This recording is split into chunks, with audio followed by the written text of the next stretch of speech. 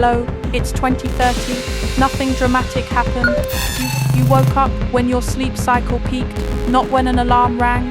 Your calendar had already rearranged itself around traffic forecasts and energy demand.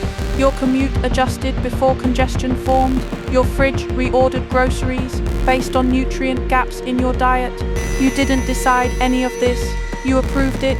Businesses don't use AI anymore. No one says that.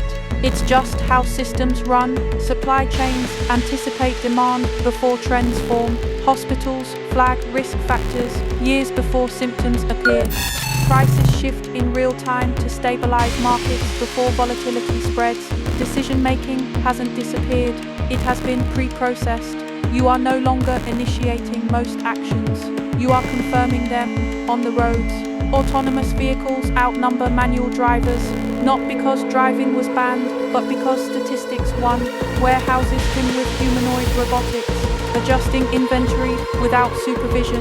National energy grids rebalance themselves in milliseconds, shifting power across regions before strain registers.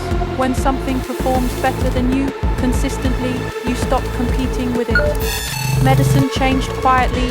Genetic risk profiles are mapped at birth. Preventative treatments are recommended automatically. Health plans update dynamically as your biomarkers shift. Prevention is no longer a habit, it's infrastructure. Work changed too. Software builds itself from prompts. Engineering teams supervise instead of construct. Analysts review conclusions generated in seconds. Your role is rarely to produce from scratch. It is to oversee what has already been produced. Even governance feels different. Digital identity systems verify you instantly across borders. Smart contracts execute agreements without delay. Compliance isn't debated, it's embedded. Policy doesn't argue, it updates. Back in 2026, intention triggered action. You decided, then systems responded. In 2030, systems propose, you respond. The inversion is subtle, almost invisible. Nothing feels revolutionary.